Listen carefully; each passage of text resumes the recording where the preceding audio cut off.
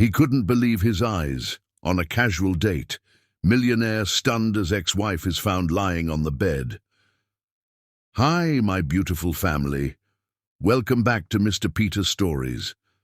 Dear Heavenly Father, we gather with grateful hearts, thanking you for the love and unity that bind us. Please guide us to support one another through life's challenges and to celebrate each other's joys. May our stories inspire and uplift, reflecting your grace in our lives. In Jesus' name we pray. Amen." We are overjoyed to share that Binta is feeling well and extends her heartfelt thanks for each of your prayers. Reflecting on our last story, did it resonate with you? What emotions did it stir within? We are excited to announce that our next story will explore the journey of military personnel in long-distance relationships. Does this theme speak to your experiences or curiosities? We invite you to share your thoughts and let us know if this resonates with you. Your feedback is invaluable to us, and we strive to create content that brings you satisfaction and meaning. Are there particular themes or stories you wish to explore with us? Let's proceed together with one of the best stories of your life. The late September evening wrapped Manhattan in a gentle amber glow as Stephen Smith's Mercedes purred to a stop outside Maria. Through the windshield, he watched the city's elite filter through the restaurant's elegant doors, each person a carefully curated image of success. 3 years ago, he would have been among them without a second thought, Paisley on his arm, both of them playing their roles in New York's high society theater. Now, at 42, he found himself hesitating, fingers drumming against the leather steering wheel. The merger celebration waiting inside represented everything he'd sacrificed his marriage to achieve. Market dominance, corporate supremacy, a net worth that made even Manhattan's old money take notice. Yet sitting there, watching the doorman usher in another couple dressed in what probably cost more than his first year's salary, Stephen felt oddly disconnected from it all. His phone buzzed. Marcus, his business partner, probably wondering where he was. The text confirmed it. "Where are you? The Singapore team is waiting. This deal won't close itself." The Singapore deal, the crown jewel of his recent acquisitions, a merger that would cement his company's position as a global tech leader. The kind of deal that had once made his heart race with excitement. Now it just made him think of another deal 3 years ago when he'd chosen a board meeting over his wedding anniversary dinner. "Mr. Smith," the valet's voice interrupted his contemplation. With a resigned sigh, Stephen emerged from the vehicle, his 6'2" frame cutting an impressive figure in a custom Tom Ford suit. Success had shaped him into something sleeker, harder than the ambitious dreamer who'd once shared a cramped Brooklyn studio with his wife. Ex-wife, he corrected himself, the thought bitter as unsweetened coffee. The maitre d' recognized him immediately. People always did these days. "Mr. Smith, your party is already seated at the bar." The man's practiced smile didn't quite reach his eyes. Stephen wondered if he remembered that night 3 years ago, when he and Paisley had their final public argument in this very establishment. The night everything shattered. The interior of Maria hadn't changed, still the same sophisticated blend of warm woods and cool marble, still the same subtle lighting that made everyone look like they belonged in a magazine spread. The soft murmur of conversation mixed with the gentle clink of fine china and crystal, a symphony of wealth and privilege that had become the soundtrack to his life. A group of women at a corner table caught his eye, not because of their designer dresses or flawless makeup, but because they reminded him of how Paisley used to gather with her dancer friends, their laughter genuine and unrestrained, their conversations about art and passion rather than stock portfolios and real estate investments. Marcus Chen, his business partner, waved from the bar. "There's our conquering hero!" His voice carried just enough to turn heads, exactly as he intended. Marcus had always understood the value of being noticed, of being talked about. It was part of what made them such an effective team. Stephen forced a smile and made his way over, nodding to familiar faces. A hedge fund manager here, a real estate mogul there. This was his world now, so different from the community centres and art galleries where he'd once spent his evenings with Paisley, dreaming up ways to change the world. The Macallan 25. Neat. For my friend here, Marcus called to the bartender. We're celebrating. Did you see the stock jump after the announcement? 14 points in a single day. The board's over the moon. Stephen loosened his Italian silk tie, suddenly feeling as if it were trying to strangle him. The tie was a gift from his personal shopper, another luxury that had once seemed necessary but now felt hollow. Paisley used to buy his ties, always choosing colours that brought out his eyes. She had an artist's understanding of such things. Marcus, I told you, just a quick drink. I have an early meeting tomorrow with... The words died in his throat. Time didn't stop. It never really did. But it certainly stumbled. Through the artfully arranged bottles behind the bar, like a reflection in fractured glass, he saw her, Paisley Sage, the woman who'd once been his everything, seated at a corner table, radiant in a deep burgundy dress that emphasized the rich warmth of her dark skin. She was laughing, head thrown back in that uninhibited way he'd always loved, her natural curls styled in an elegant updo that exposed the graceful line of her neck. The sound of her joy carried across the restaurant, and suddenly he was 28 again, watching her dance in their tiny kitchen to Etta James, pancake batter dripping from a wooden spoon as she serenaded him. Memory crashed over him like a wave, Paisley in their first apartment teaching him to waltz, insisting that every businessman should know how to move with grace. Her patience as he stumbled through the steps, her delighted laugh when he finally got it right. The way she'd looked at him then, like he was capable of anything, like their dreams were just waiting to be caught and made real. Stephen? Hey, Earth to Stephen! Marcus was saying something about profit margins and market penetration, but the words were just noise, because Paisley wasn't alone. The man sitting across from her was leaning in, clearly captivated. He was younger than Stephen, maybe mid-30s, with the kind of casual confidence that came from old money. His hand rested next to hers on the table, not quite touching but promising more. Something dark and possessive unfurled in Stephen's chest at the sight. "Do you need another drink?" Marcus asked, finally noticing his friend's distraction. He followed Stephen's gaze and inhaled sharply. Oh, shit. Isn't that... Yes. Stephen's voice was sandpaper rough. He lifted the scotch and drained it in one burning swallow. "Order me another." 3 years, 2 months, and 11 days since he'd last seen her. Not that he was counting. The divorce papers had come through his lawyer, and she'd disappeared from New York's social circuit as completely as if she'd never existed. No mutual friends, no accidental run-ins at their old haunts. He'd respected her wishes for a clean break, even when it felt like cutting off a limb. Now here she was, looking even more beautiful than in his memories, and all the carefully constructed walls he'd built around their history began to crack. The second scotch arrived. Stephen watched as Paisley's date said something that made her smile. Not the bright, camera-ready smile she'd perfected during their time in the spotlight, but the soft, genuine one that used to be reserved for lazy Sunday mornings and private jokes. He noticed other changes too, now that he was really looking. There was a new confidence in her posture, a self-assurance that went beyond the poise she'd always possessed.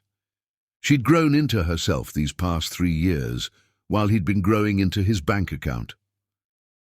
"Maybe we should go somewhere else," Marcus suggested, uncharacteristically gentle. "That new place in Tribeca." "No." Stephen straightened his spine, adjusted his cuffs, armor of the modern warrior. "This is fine. Tell me more about the projections for Q4. But even as he pretended to listen to Marcus's enthusiastic analysis, his awareness remained fixed on that corner table like a compass pointing north. He noticed every detail, how she tucked a stray curl behind her ear, the way her fingers traced the stem of her wine glass, the slight tilt of her head that meant she was being politely interested rather than genuinely engaged. The man excused himself to the restroom, and Paisley finally allowed her gaze to drift around the restaurant. For a fraction of a second, their eyes met. The world tilted on its axis. He saw the recognition flash across her face, followed by something else. Pain, regret, anger. It disappeared too quickly to name, replaced by the polite mask she'd perfected during their years together. She inclined her head slightly, the barest acknowledgement of his existence, before turning her attention to her phone. Stephen's chest ached with all the words they'd never said, all the apologies and accusations that had festered in the silence of their separation. The restaurant suddenly felt too small, too warm, too full of memories of who they'd been and everything they'd lost. "I need some air," he muttered to Marcus, pushing away from the bar. He headed toward the restrooms, knowing he'd have to pass her table, knowing this was both the worst and only possible choice.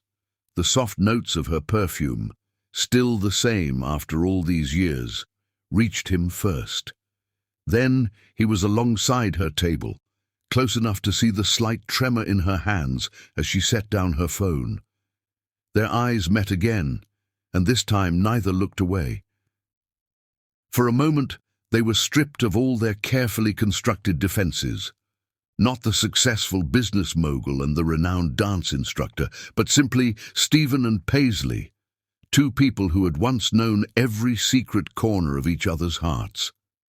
Then her date was returning, and Stephen forced himself to keep walking, even as every cell in his body screamed to stay, to speak, to try one more time to understand where it had all gone wrong. He made it to the corridor leading to the restrooms, before her voice stopped him. Still the same voice that had once whispered dreams in the dark, that had challenged him to be better, that had finally told him goodbye. "Of all the restaurants in New York," Paisley said, and her words were winter frost. Behind them, the gentle hum of Maria's dining room continued, unaware that for two people the world had just shifted on its foundations. The real story was about to begin. Chapter 2. Old Wounds. The corridor leading to Maria's restrooms had always been too narrow, its elegant wallpaper and soft lighting creating an intimacy that felt almost claustrophobic now. Stephen stood frozen, Paisley's words hanging in the air between them like smoke. The subtle lighting cast half her face in shadow, but he could still read every micro-expression, a skill learned over 8 years of marriage and 3 years of regret. "Of all the restaurants in New York," Paisley repeated, her voice carrying that precise tone of controlled disdain she'd mastered during their last year together. Her burgundy dress caught the light as she shifted, and Stephen was struck by how it matched the color she'd worn on their first anniversary, the anniversary he'd actually attended before board meetings and international deals had started taking precedence. The memory hit him with unexpected force. Paisley in that other burgundy dress, teaching him to salsa in their apartment before dinner. "Dancing isn't just about the steps," she'd said, guiding his movements. "It's about trust, about knowing your partner will be there when you reach for them." The irony of those words wasn't lost on him now. "I could say the same thing," he managed, his heart hammering against his ribs with the same intensity it had the first time he'd seen her dance. That had been 12 years ago, at a charity event in Brooklyn. She'd been performing a contemporary piece about love and loss. Oh, the irony. "Still breaking hearts for sport, Paisley?" She flinched, barely perceptible, but he caught it. Good. He wanted her to feel something, anything, that matched the storm raging in his chest. The distance between them, barely 3 feet of expensive marble flooring, felt simultaneously too vast and not nearly wide enough. That's rich, coming from the man who chose his empire over his marriage. Her words were precise, carefully chosen weapons. Paisley had always known exactly where to strike to draw blood. She gestured vaguely toward the dining room, where Marcus was probably still talking about the Singapore deal. "Tell me, Stephen, how's the view from your penthouse? Still worth everything you sacrificed to get there?" The question hit him like a physical blow, forcing him back to that final night in their home.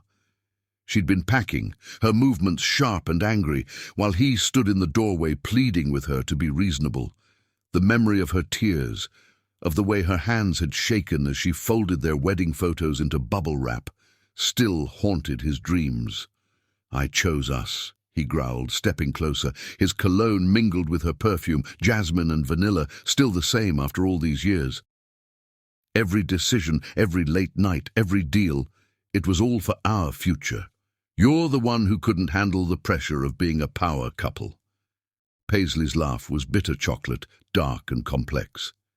"Is that what you tell yourself? That I left because I couldn't handle the spotlight?" She shook her head, and a perfectly styled curl came loose, brushing her cheek. Stephen's fingers itched with the muscle memory of tucking her hair back, of feeling its softness against his skin. "You really haven't changed at all, have you?" "And you have." He gestured toward the dining room, where her date was probably wondering what had become of her. The young man with his casual wealth and easy smile, everything Stephen had been before success, had hardened him. Trading art galleries for five-star restaurants now, finally embracing the lifestyle you claimed to despise. "Don't you dare." Her voice dropped to a dangerous whisper, reminding him of their last fight, how she could cut deeper with a whisper than others could with a shout. "Don't you dare act like you know anything about my life. You lost that right when you missed our anniversary dinner to close the Singapore deal. I sent flowers. You sent your assistant to send flowers." The words exploded from her with such force that a passing server nearly dropped his tray.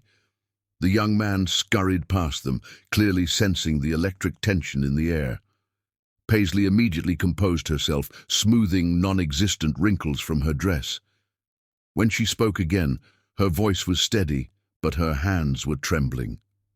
"You didn't even know they were lilies. I'm allergic to lilies, Stephen. We discussed it when planning our wedding, but you weren't really listening then either, were you?" The memory hit him with stunning clarity. Paisley in the florist's shop, sunlight streaming through the windows as she explained why they couldn't use her mother's favorite flower in the bouquets. She'd been wearing yellow that day, bright as hope, and he'd been so captivated by her enthusiasm for every detail of their wedding. How had he forgotten? When had he stopped paying attention to these essential details of her? "I'm listening now," he said quietly, and something flickered in her eyes. Recognition, perhaps, of the man she'd once loved enough to marry, the man who used to spend hours watching her choreograph in their living room, who knew every song that made her want to dance, who could read volumes in the way she held her shoulders. It's too late for that, but she didn't move away when he took another step closer. The air between them grew thick with unspoken words and remembered touches. A couple passed by, their laughter jarring against the intensity of the moment. "Is it?" Stephen could smell her perfume now, the same scent that still clung to the sweater of hers he couldn't bring himself to throw away. It lived in his closet like a ghost, wrapped in tissue paper, holding memories of Sunday mornings and spontaneous slow dances. "Because you haven't walked away yet, Pice." The old nickname slipped out before he could stop it. Her eyes widened slightly, and he watched the walls start to come down behind them. For a moment they weren't successful professionals in their 40s.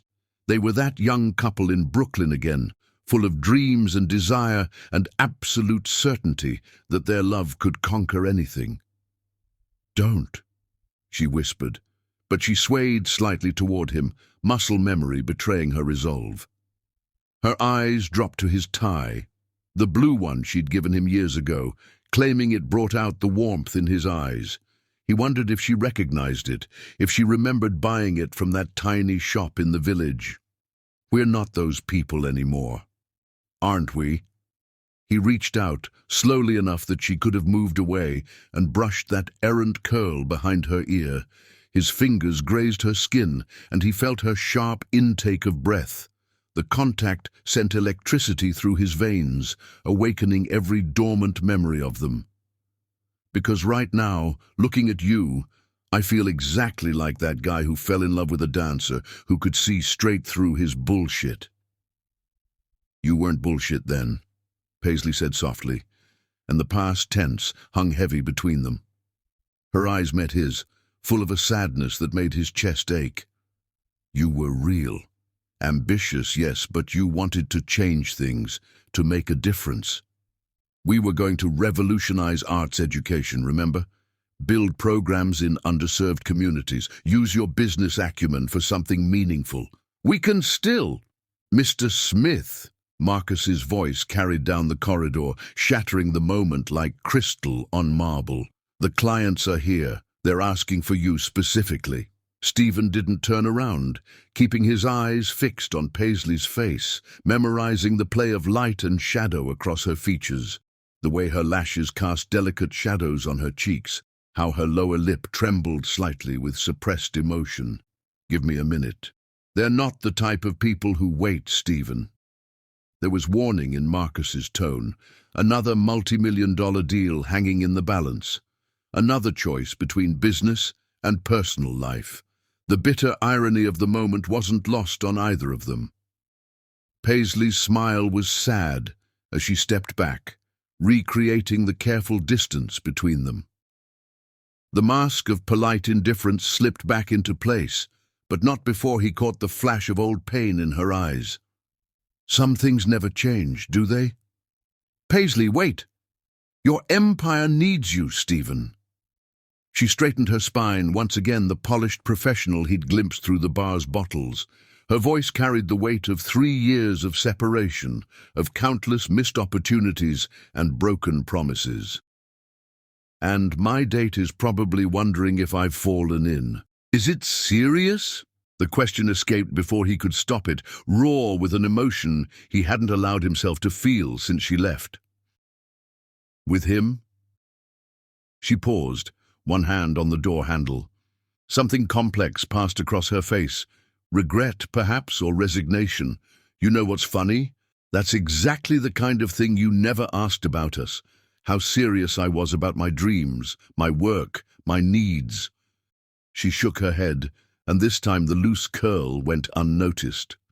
Goodbye, Stephen. Try not to send me any lilies.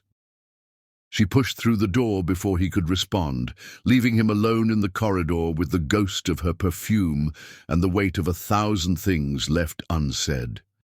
Through the door, he could hear Marcus getting impatient, the clients getting restless, another crucial moment in his carefully constructed life. But all he could think about was the way she'd leaned into his touch, just for a moment, before reality crashed back in. All he could see was the sadness in her eyes when she talked about their old dreams. All he could feel was the growing certainty that he'd let something infinitely precious slip through his fingers while chasing paper victories. Mr. Smith? Marcus again, more insistent now. They're asking about the projected timeline for the merger. Stephen straightened his tie. Her tie, adjusted his cuffs, tried to armor himself in the trappings of success that had cost him everything that mattered. I'm coming, he called back, but his voice sounded strange to his own ears. He spared one last glance at the door Paisley had disappeared through, remembering how she'd once told him that every choice was a dance step, leading you either toward or away from your truth. He'd dismissed it as artistic metaphor at the time, too focused on quarterly reports to appreciate her wisdom. Now, standing in the corridor of one of New York's finest restaurants, surrounded by all the trappings of the success he'd sacrificed everything for, Stephen Smith finally understood what she'd meant, and he wondered if, perhaps, it wasn't too late to learn some new steps. Chapter 3. The Truth Beneath. The fire alarm's piercing wail cut through the tension like a knife, startling both diners and staff into confused motion. Stephen's first instinct was to look for Paisley. Some habits, it seemed, never died. Through the growing chaos of evacuating patrons, he caught glimpses of her burgundy dress as she made her way toward the exit. The autumn rain that had been threatening all evening had finally broken, falling in heavy sheets that transformed Manhattan into a blur of neon reflections and shadowy silhouettes. The restaurant's awning quickly proved insufficient against the deluge, and the crowd of evacuated diners pressed together, seeking shelter from the storm. "Ladies and gentlemen, please remain calm." The maitre d' projected his voice over the murmur of confused conversations. "The fire department is on their way to investigate. In the meantime, I suggest making alternative arrangements for the evening." Stephen felt more than saw Paisley's presence beside him, the same magnetic awareness that had always drawn them together in crowded rooms. She was shivering slightly, her bare shoulders exposed to the cool, rain-swept air. Without thinking, he shrugged off his suit jacket and moved to place it around her shoulders. "Don't," she said, but her protest lacked conviction. A gust of wind sent a spray of rain across the crowd, and she instinctively stepped closer to him, accepting the jacket with a barely audible "thank you." His fingers brushed her shoulders as he settled the jacket around her, and even through the fabric, the contact sent electricity coursing through his veins. Paisley's sharp intake of breath told him she'd felt it too. "Your date seems to have disappeared," Stephen observed, noting the conspicuous absence of her companion. The crowd had thinned as people rushed to waiting cars or ducked into neighboring establishments. "James had an early morning meeting." Her voice was carefully neutral. "He left just before the alarm." She pulled out her phone, frowning at the screen. "And of course there's not an Uber in sight." Thunder rolled overhead, and the rain intensified. The few remaining guests made a mad dash for the handful of available taxis, leaving Stephen and Paisley practically alone under the awning.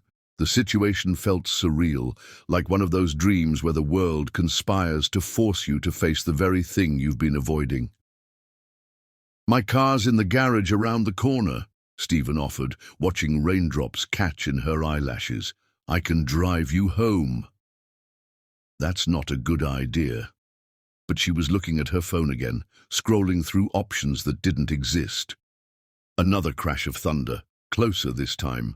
The storm was directly overhead now, and the rain was coming down so hard it was bouncing off the pavement. A taxi splashed by, its yellow form distorted by the curtain of water already occupied. Paisley.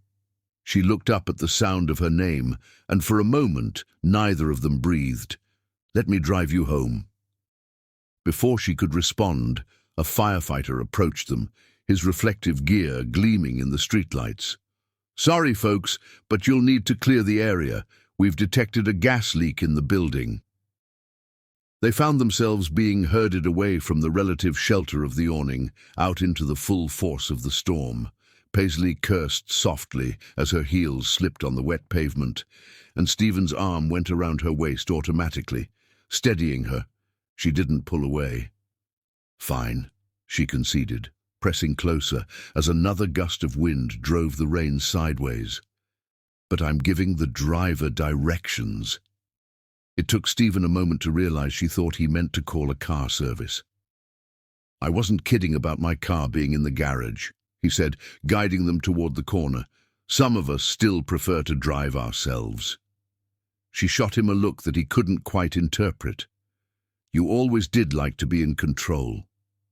The walk to the garage was only half a block, but the rain was relentless. By the time they reached the Mercedes, they were both soaked despite their hurried pace. Stephen opened the passenger door for her, another habit he'd never shed, and for once she didn't comment on the outdated gesture.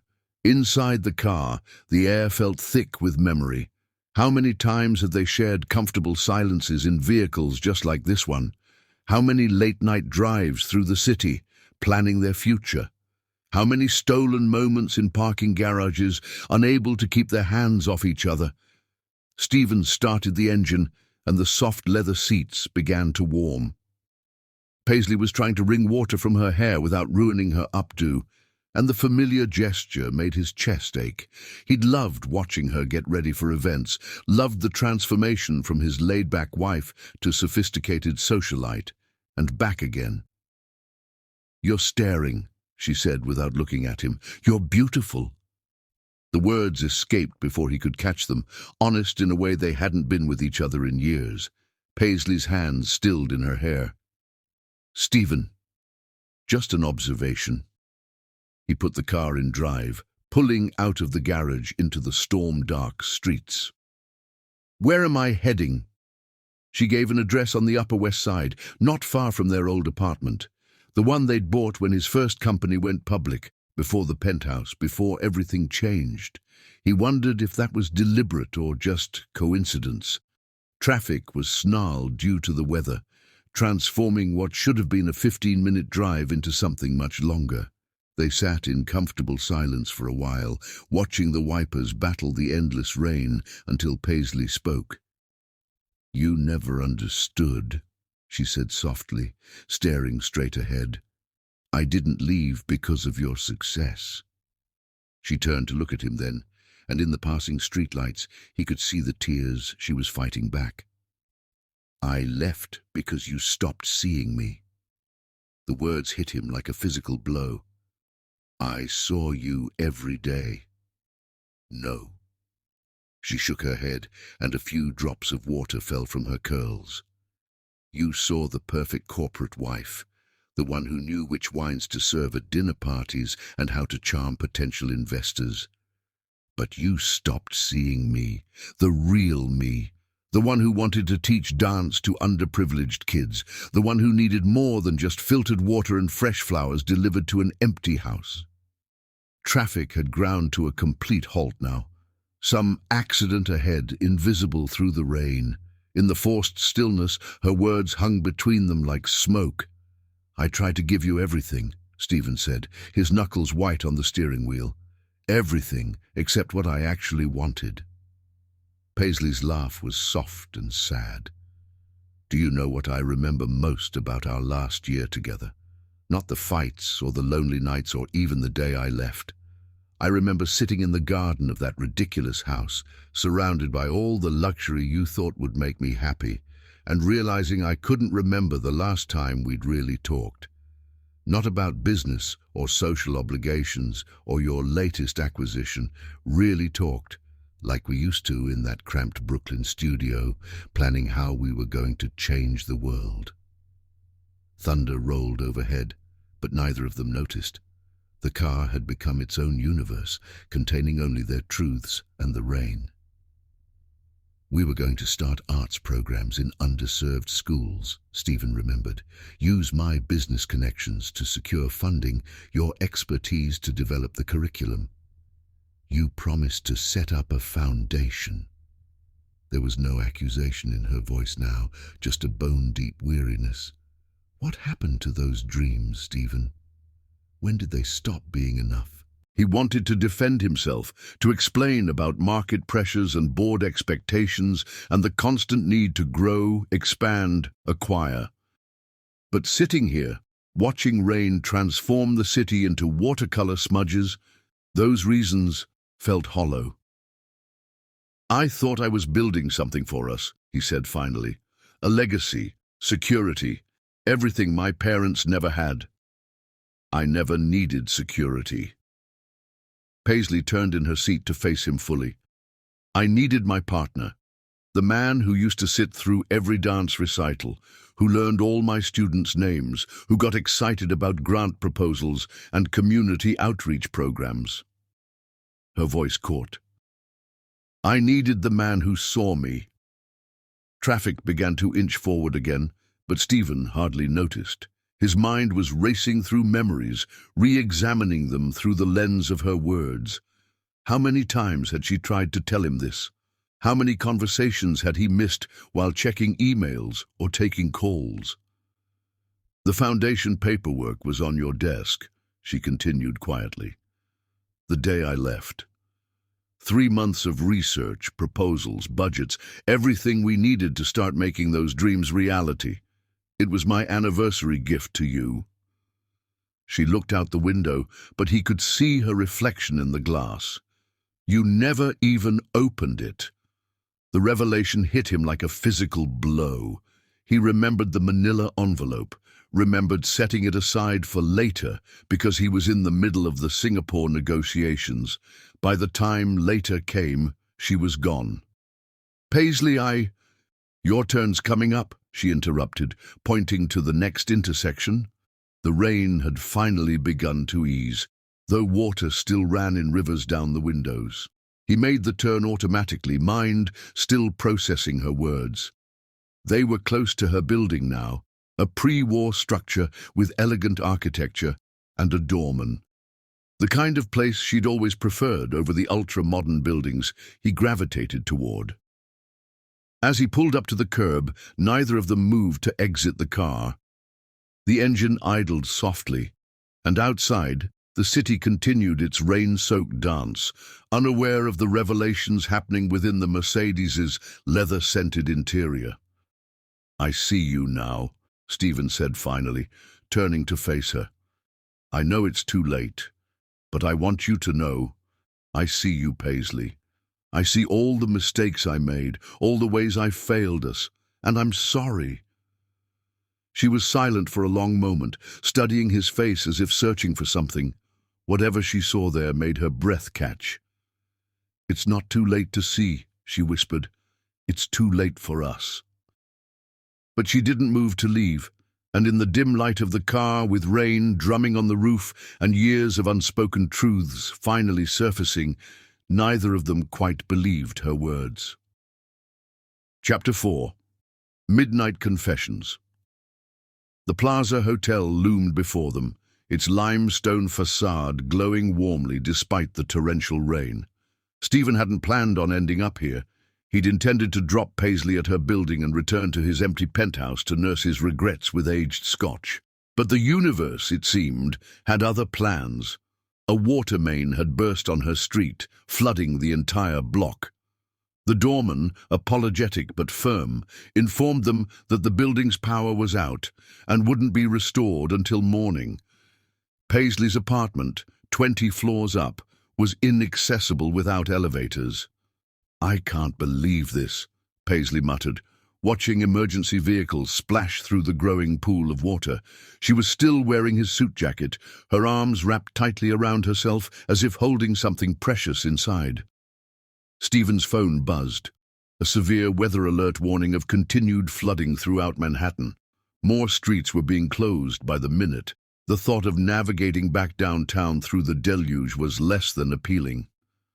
The plaza's just around the corner, he said, trying to keep his voice neutral. They'll have rooms available. Paisley's laugh held an edge of hysteria.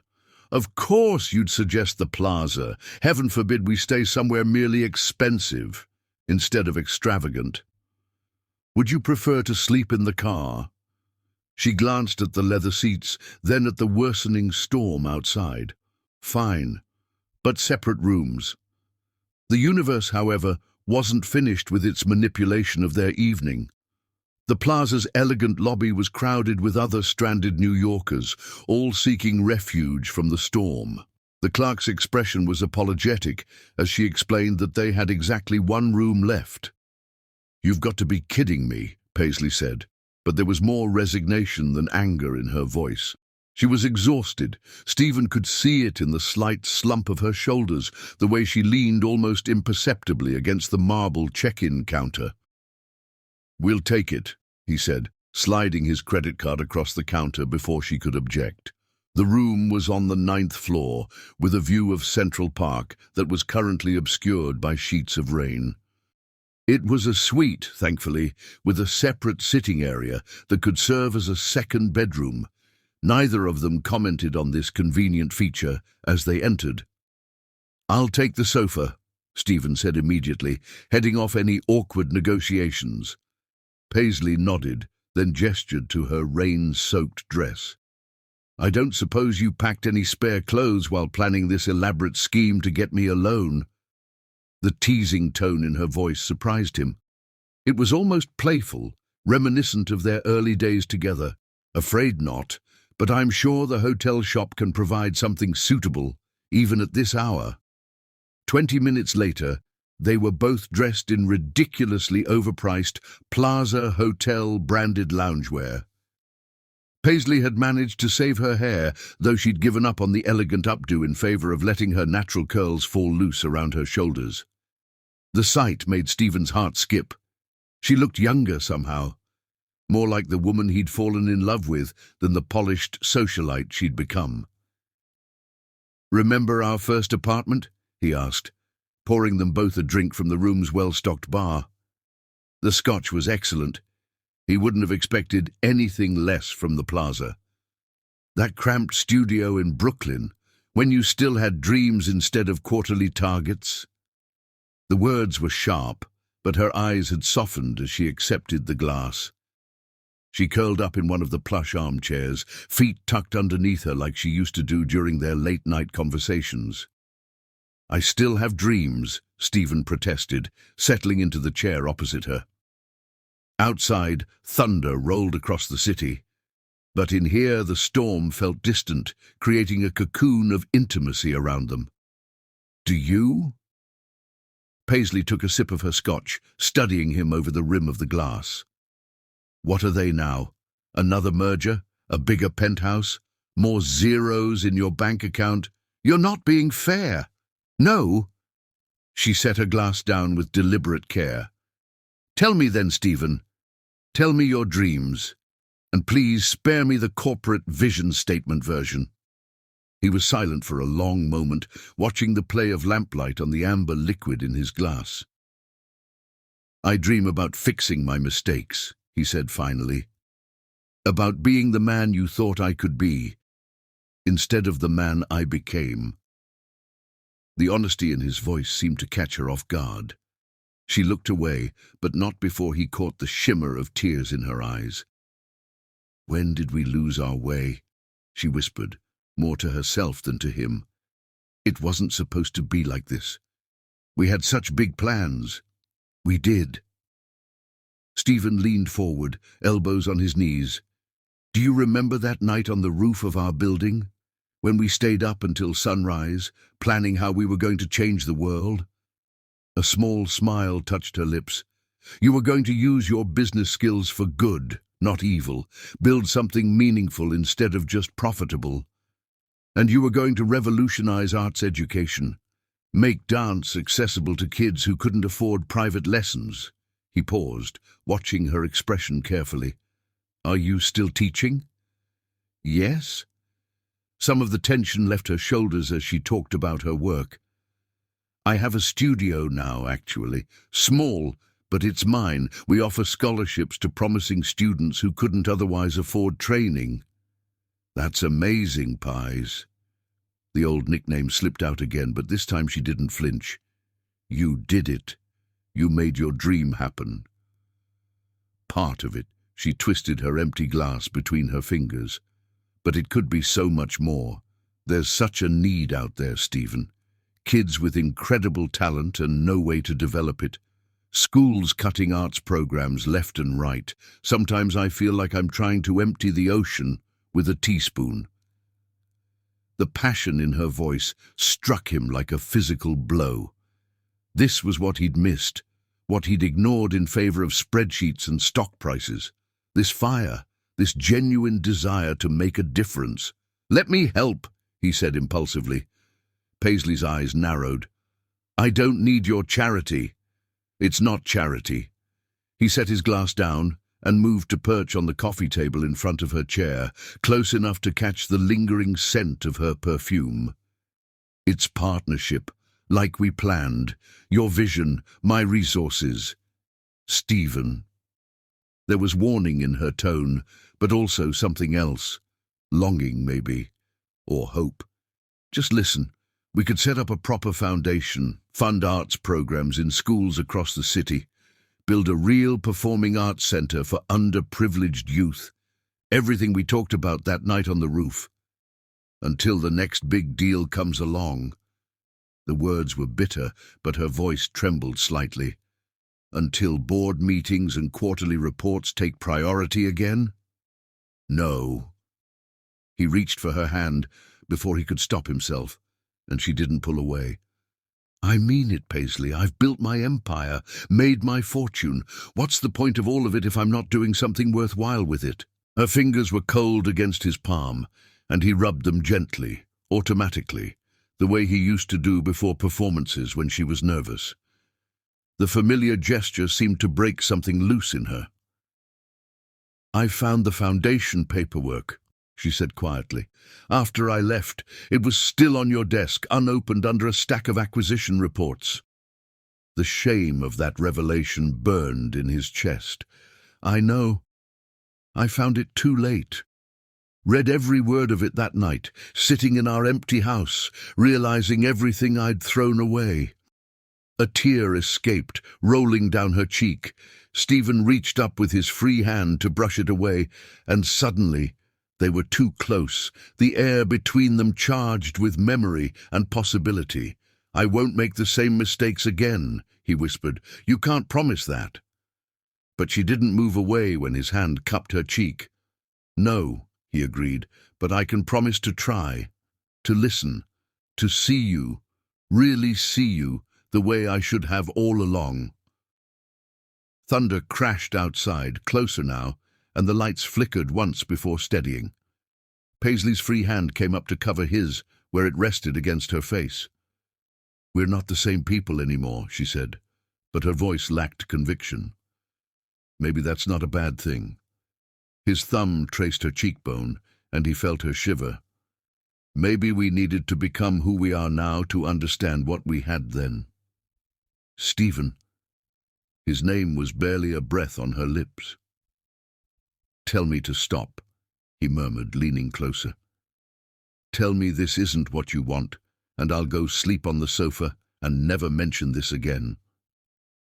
Instead of answering, she closed the distance between them, pressing her lips to his with a hunger that matched his own. Years of regret and longing poured into the kiss, transforming it into something almost desperate. His hands tangled in her hair as hers gripped his shoulders, pulling him closer until he was practically in the chair with her.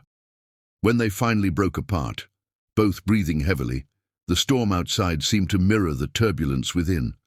Rain lashed against the windows, and lightning illuminated the tear tracks on Paisley's face. This is a mistake, she whispered, but her fingers were still twisted in his shirt. Probably, he agreed, pressing his forehead against hers. But it feels like the first right thing I've done in 3 years. She laughed softly, the sound caught somewhere between a sob and genuine mirth. We're supposed to be moving on, living separate lives. How's that working out for you? He brushed another kiss against her lips, lighter this time, full of promise rather than desperation. Terribly. She sighed, melting against him. I hate that you still affect me like this. No, you don't. No, she admitted, I don't. Chapter 5. Dawn's revelation morning light filtered through the plaza's elegant curtains, painting the suite in soft golden hues. Stephen stirred slowly to consciousness, his mind still clouded with dreams of jasmine perfume and stolen kisses. For a moment, he could almost believe the last 3 years had been the dream, that he was waking up in their bed, in their home, with his wife beside him. Reality crashed in as his hand found empty sheets, still warm but abandoned. The suite was silent, except for the distant sound of early morning traffic filtering up from the streets below. The storm had passed, leaving behind a pristine autumn morning and an aching void where Paisley had been. He sat up slowly, scanning the room for any trace of her. Her rain-soaked dress from the night before was gone. The hotel-branded loungewear she'd worn was folded neatly on a chair. Even her perfume seemed to have faded from the air, as if the universe was conspiring to erase all evidence of their night together. Then he saw it, a single sheet of hotel stationery placed carefully on the nightstand. His heart contracted painfully as he reached for it, recognizing Paisley's elegant handwriting. Some things are better left in the past. P. 5 words. After everything they'd shared last night, the confessions, the kisses, the whispered promises against skin, she'd left him with just 5 words. The paper crumpled in his fist as memories of the previous night washed over him. They'd talked for hours, really talked, like they hadn't done in years, about their dreams, their regrets, the moment each of them realized their marriage was slipping away. She'd cried when he admitted reading her foundation proposal the night she left, and he'd held her, promising to make it right. Then there had been that first kiss, tentative at first, then deepening into something that felt like coming home. They'd made their way to the bedroom slowly, rediscovering each other with a mixture of familiar comfort and exciting newness. Every touch had felt significant, weighted with history and possibility. "We should stop," she'd whispered at one point, even as she pulled him closer. "We should," he'd agreed, trailing kisses down her neck. "Tell me to stop." But she hadn't. Instead, she'd whispered his name like a prayer, and they'd lost themselves in each other until the storm outside was forgotten. Now, in the harsh light of morning, Stephen tried to pinpoint the moment everything had changed. Had it been something he'd said, something he hadn't said? Had she been planning her escape even as she lay in his arms, telling him about her dreams for her dance studio?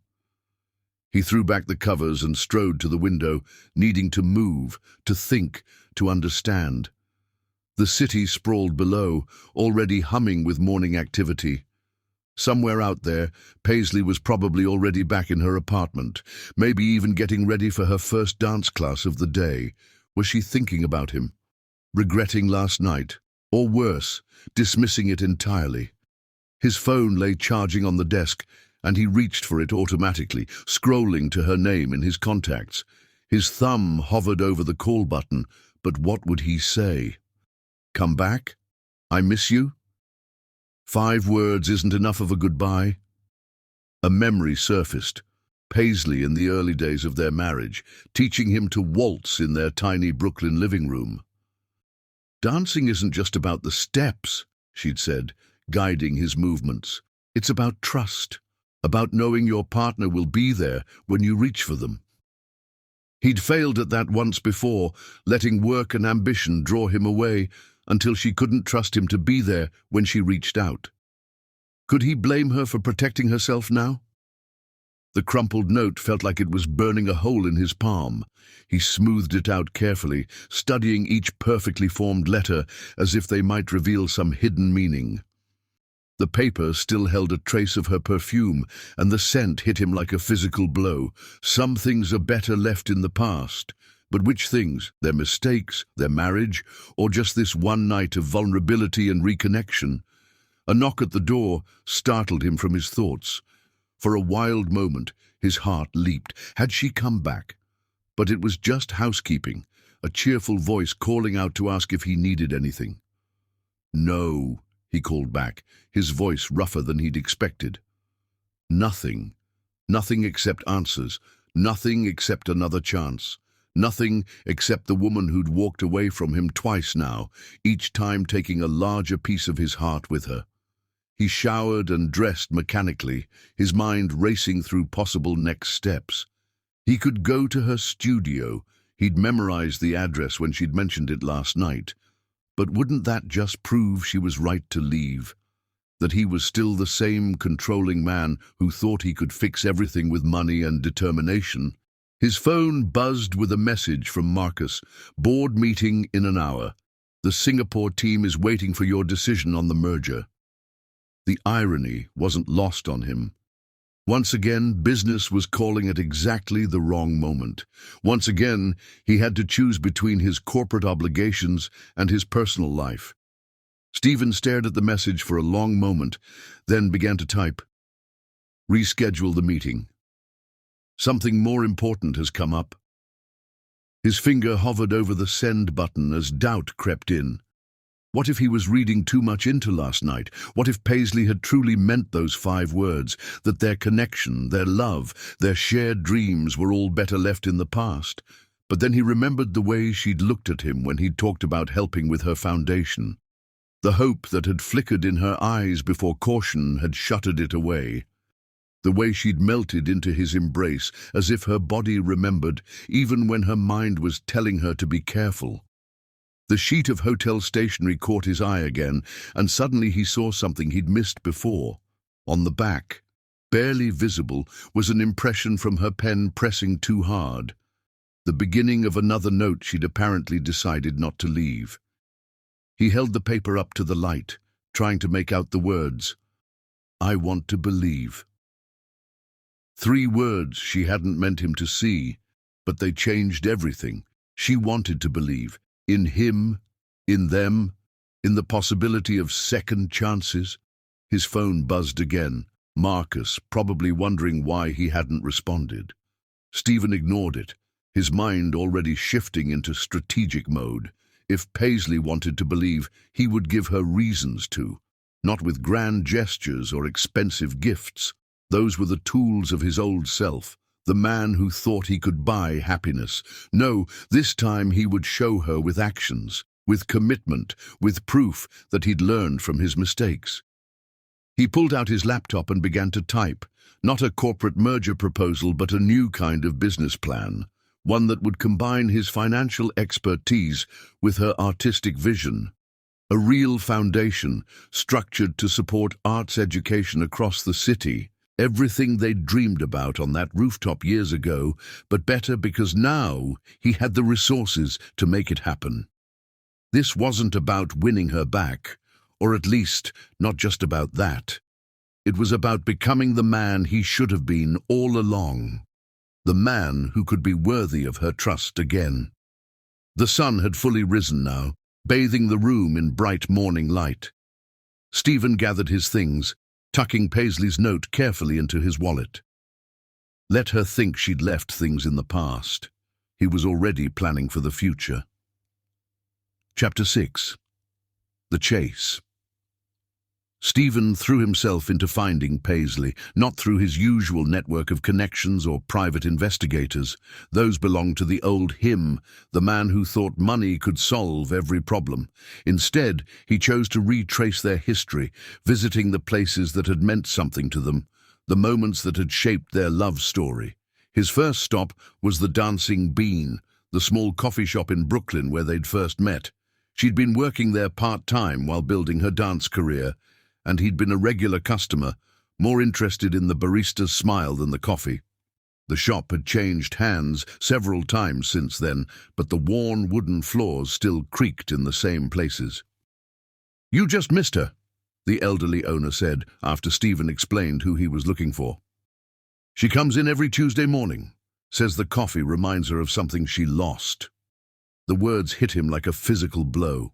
She'd been maintaining a connection to their past all this time, returning to the place where their story began. He ordered her old favorite, vanilla latte with an extra shot, and sat at what used to be their table, remembering how she'd first caught his attention by drawing elaborate designs in the foam of his drinks. His phone buzzed constantly with messages from Marcus and the board, but he ignored them all.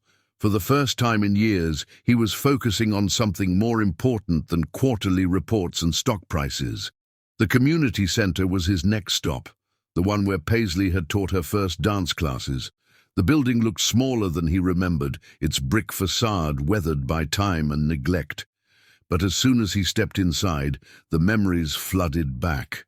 Watching her teach, the way her face lit up when her students mastered a new move, the passion in her voice when she talked about making dance accessible to everyone. "Mr. Smith?" A surprised voice caught his attention. Miss Eleanor, the center's longtime administrator, emerged from her office. She'd aged, but her eyes were as sharp as ever. "It's been a while." "Too long," he admitted, shame coloring his voice. "I'm looking for Paisley." The older woman studied him carefully. "She's not here. Hasn't been since the foundation fell through." There was accusation in her tone, well-deserved. Those kids lost more than just dance classes when that happened. Stephen swallowed hard. I know. I want to make it right. Make it right? Miss Eleanor's laugh was bitter. Do you know how many talented kids we've had to turn away because we can't afford proper instruction? How many dreams got deferred because someone decided they weren't worth investing in? Each word was a dagger, but Stephen forced himself to listen. This was part of his penance, understanding the real impact of his choices, not just on Paisley, but on all the lives they'd promised to help. Show me, he said quietly. For the next 2 hours, Miss Eleanor walked him through the center's needs.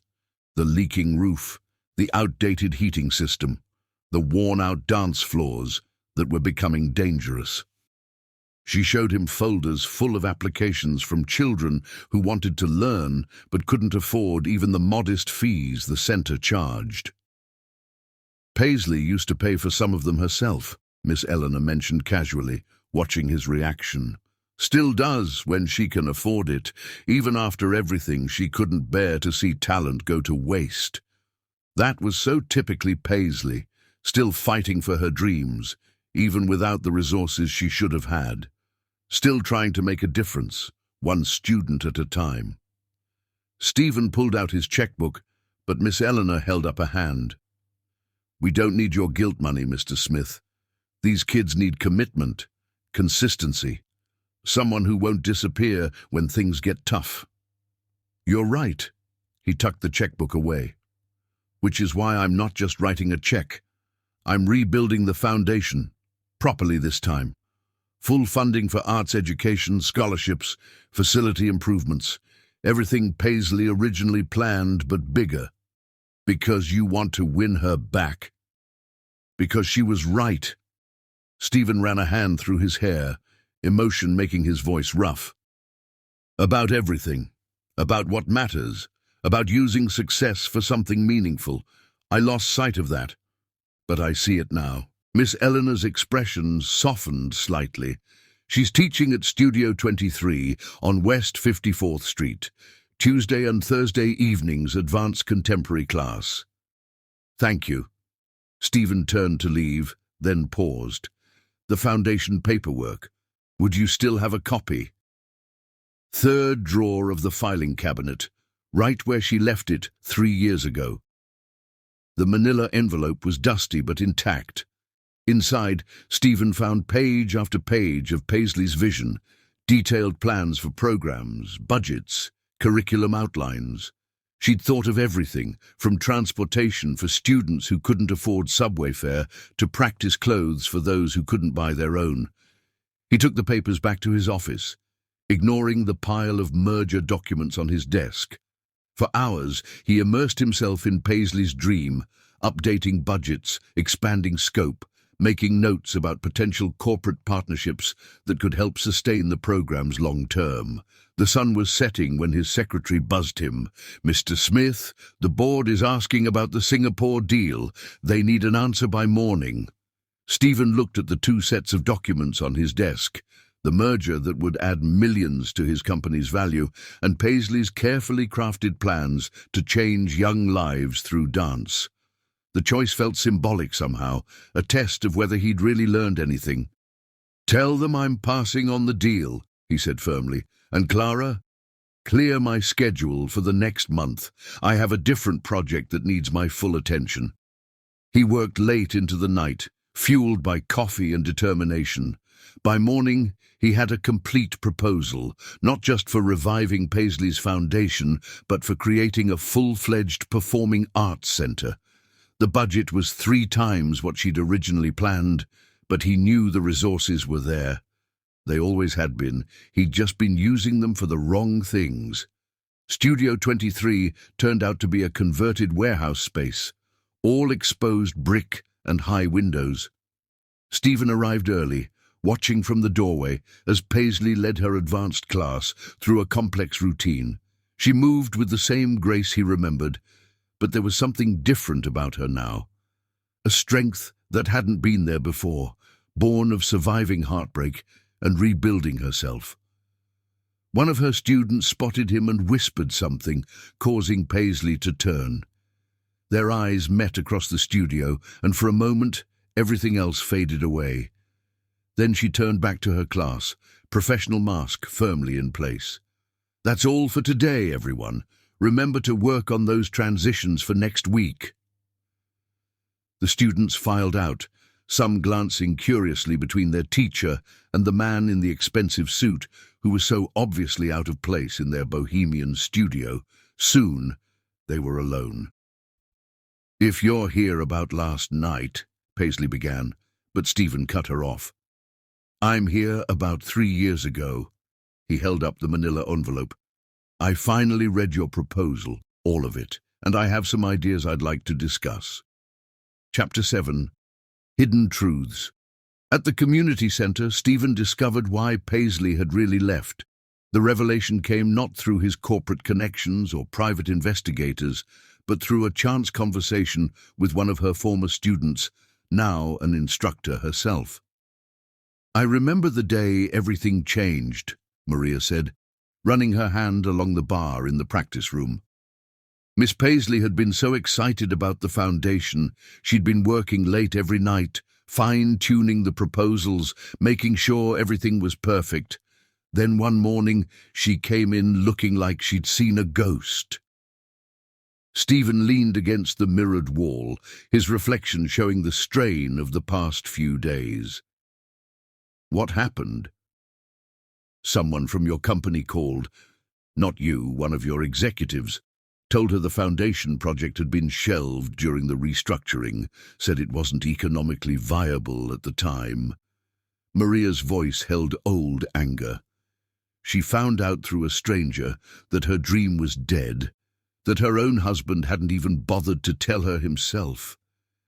The memory hit him like a physical blow. He'd been in Singapore, closing the biggest deal of his career. The restructuring had been Marcus's project, streamlining operations, cutting unnecessary expenses. He'd signed off on it without reading the details, trusting his partner to handle the specifics while he focused on expansion.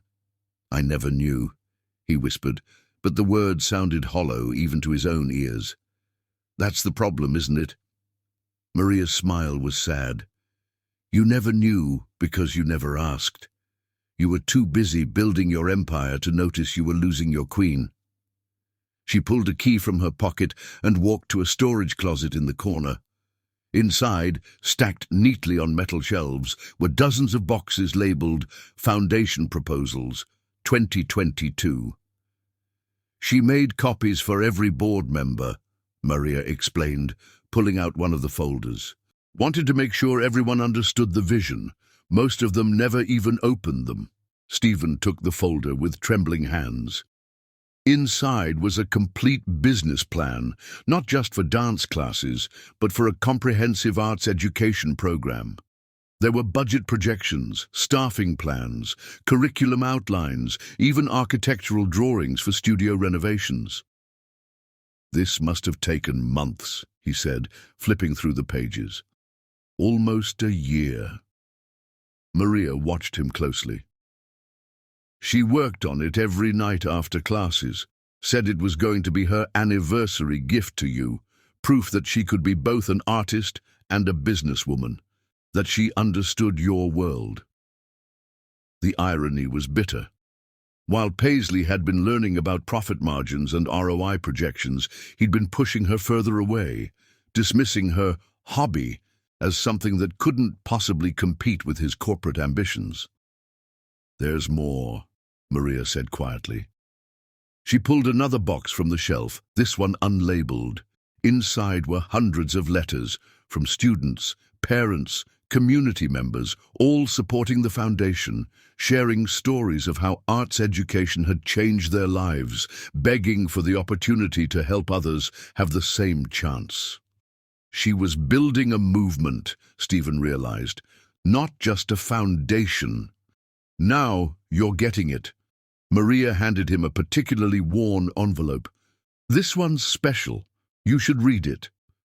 The letter inside was written in Paisley's elegant hand, dated the day before she left. My dearest Stephen, if you're reading this, it means you've finally opened the proposal. I've imagined this moment so many times. You sitting at your desk, discovering that your dancer wife understands more about business than you thought, that I've been learning your language while you were too busy to notice. I wanted to prove I could be part of your world without losing myself, that we could build something meaningful together, combining your business acumen with my artistic vision. A legacy that would matter more than merger deals and stock prices. But as I write this, I already know you won't read it. The foundation has been killed in restructuring, not by you directly, but by your indifference. You didn't even ask what I've been working on these past months. Didn't notice the late nights, the spreadsheets hidden under dance schedules, the business books on my nightstand. They say the opposite of love isn't hate, it's indifference. And you've become a master of it, my love. So focused on your next acquisition that you've forgotten to acquire knowledge of who I've become. I'm leaving this letter with the others, a testament to what could have been. Maybe someday you'll find it and understand that I didn't leave because I couldn't handle your success. I left because you stopped seeing me as a partner and started seeing me as an accessory, the artistic wife who couldn't possibly understand your important work. I hope you prove me wrong. I hope you find this letter and realize what you've lost. Most of all, I hope you remember the man you were when we met, the one who wanted to change the world, not just own it. All my love, Paisley. Stephen sank to the floor, letter clutched in his hands as the full weight of his failures crashed over him. He'd been so convinced he was building their future that he'd destroyed their present. So focused on providing financial security that he'd neglected emotional security. She cried when she wrote that, Maria said softly. Only time I ever saw Miss Paisley cry. She loved you so much it broke her. Why are you showing me this now? Because she's been back. Maria sat beside him on the floor. Every month since she left, she comes and teaches a free class. Uses her own money to keep some of the programs running. Still fighting for her dream, even without the resources she should have had. Stephen looked at the letter again, at the careful business language Paisley had learned for him, at the love and disappointment woven through every word. When's her next class? He asked. Tomorrow morning, 9 a.m.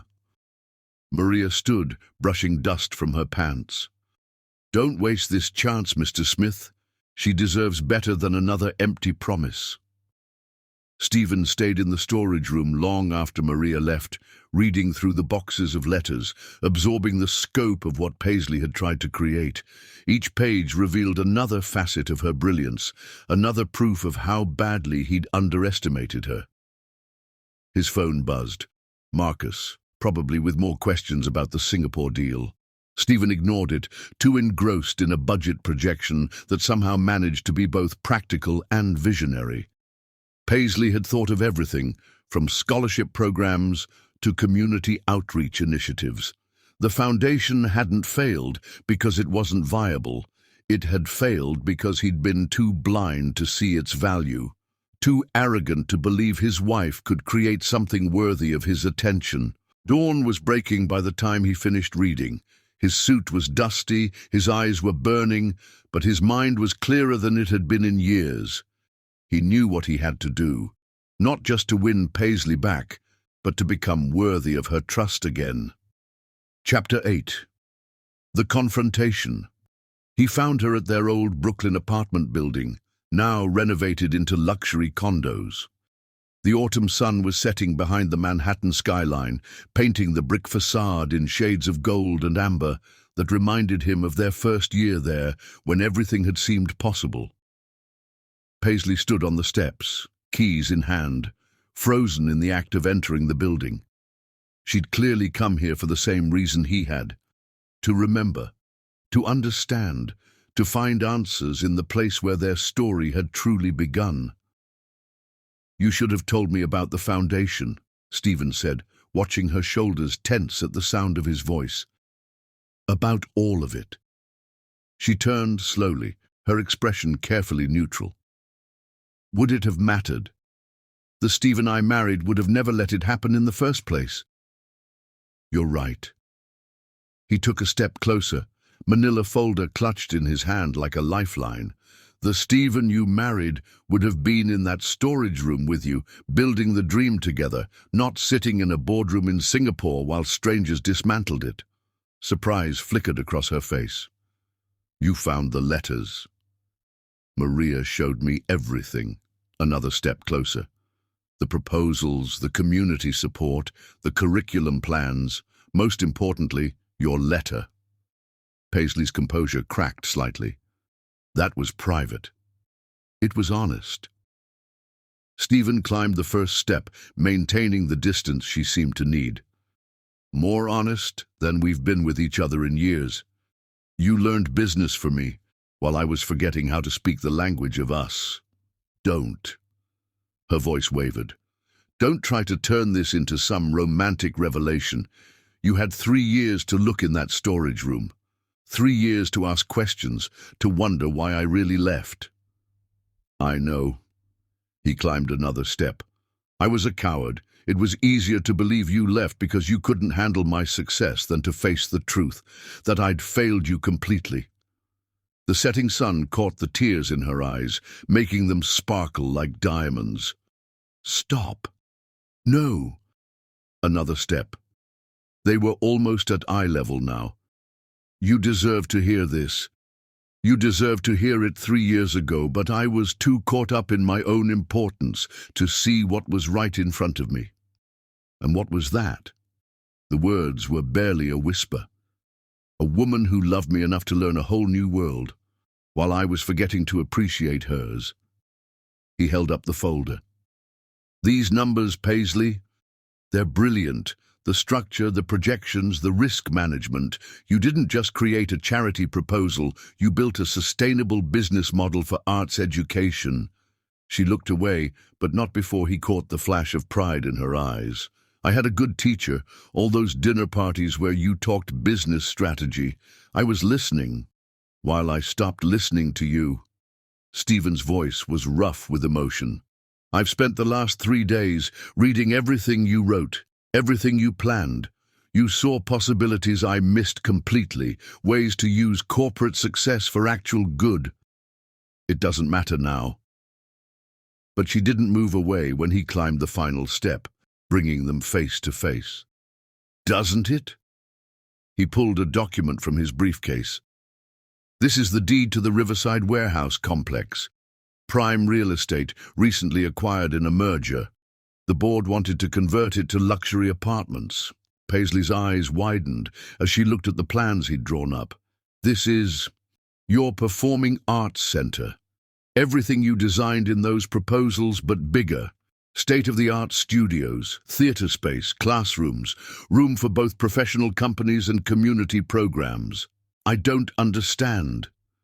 She took the papers with trembling hands. Why now? Because you were right about everything. Stephen fought the urge to touch her, to brush away the tear that had escaped down her cheek. About using success for something meaningful. About building a legacy that matters. About who I was when you fell in love with me. The board will never approve this, but she was studying the plans intently, her trained eye catching the details he'd included. The sprung floors she'd specified in her original proposal, the adjustable bars for different height levels, the community spaces designed to bring artists and audiences together. They already have. He smiled at her startled look. Turns out when you present something as both a tax write-off and a major PR coup, even the most hardened executives can see the value, especially when the CEO makes it clear it's non-negotiable. You risked your position for this? No. Stephen finally gave in to temptation, reaching out to brush that tear from her cheek. I remembered my position. The whole reason I started building this company was to make a difference. Somewhere along the way, I forgot that profit wasn't the only measure of success. Paisley leaned into his touch for a moment before catching herself and stepping back. This doesn't change anything between us. Doesn't it? He let his hand fall but held her gaze. You wrote in your letter that you hoped I'd remember the man who wanted to change the world, not just own it. I remember him now. More importantly, I want to be him again. People don't change, Stephen. No, he agreed. But sometimes they remember who they really are. Sometimes they just need someone to believe in them enough to make them see it. Like you believed in me? The words were sharp, but her voice trembled. You didn't even read the proposal, didn't ask what I was working on, didn't notice I was trying to bridge our worlds. I notice now. He gestured to the building behind her. Remember our first night here? How we sat on the floor eating takeout because we hadn't bought furniture yet? You told me your dream of making dance accessible to everyone, not just those who could afford private lessons. I promised to help make it happen. You made a lot of promises. I'm making new ones now. Stephen pulled another document from his briefcase. The foundation has been reinstated. Full funding, independent board of directors. You'll have complete artistic control. No corporate interference, no restructuring without your approval. Paisley stared at the papers, her professional mask cracking further. Why are you doing this? Because it's right, because these kids deserve the chance you wanted to give them, because you deserve to see your vision become reality. He paused, then added softly, because I love you. Still, always. Don't. The word was almost a sob. You can't just walk back into my life with grand gestures and expect everything to be fixed. I know. He resisted the urge to pull her into his arms, to comfort her the way he used to. I'm not asking for forgiveness. I'm not even asking for a second chance. I'm just asking you to let me help make your dream come true. The rest, that's up to you. She looked up at him then, really looked, and he felt stripped bare by her gaze. The man I married would have done this with me, not for me. Then let me do it with you now. Stephen held out his hand. Partners. Equal voices, equal vision, the way it always should have been. Paisley stared at his outstretched hand for a long moment. The sun had set completely now, leaving them in the gentle glow of streetlights and memory. Somewhere in the distance, a saxophone player began a slow, melancholic tune. Chapter 9. Breaking point. I became exactly what you wanted. Stephen exploded, his voice echoing off the brick walls of their old apartment building. The saxophone player had long since packed up and left, leaving them alone in the growing darkness. A man worthy of you. His words hung in the space between them, heavy with years of misunderstanding. Paisley stood her ground, tears streaming freely down her face now, all pretense of composure abandoned. Worthy of me. Her laugh was broken glass. I fell in love with a dreamer who wanted to change the world, not a man who only cared about changing his bank balance. Everything I did was for us. Stephen ran his hands through his hair in frustration, pacing the small landing. Every deal, every expansion, every sacrifice, it was all to give you the life you deserved. The life I deserved. Paisley's voice rose to match his intensity. When did I ever ask for penthouses and private jets? When did I ever say I needed anything more than what we had right here? She gestured to the building behind them, their first real home together. You deserved more than a cramped apartment and second-hand furniture. I deserved to be seen. The words exploded from her with such force that they both took a step back.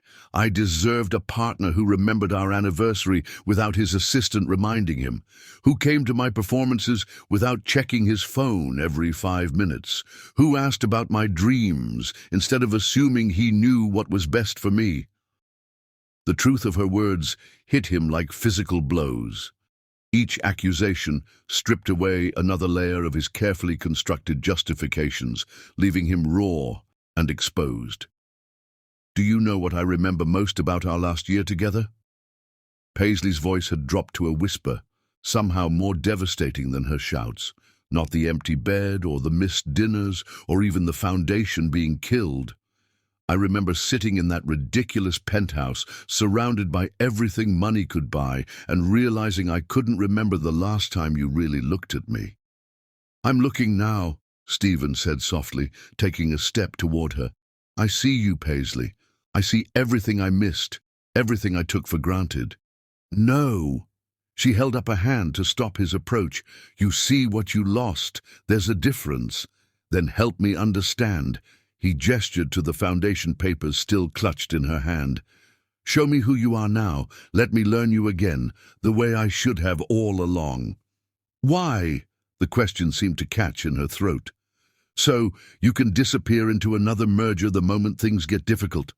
So I can watch you choose your empire over our dreams again." "I gave up the Singapore deal." The words fell between them like stones in still water.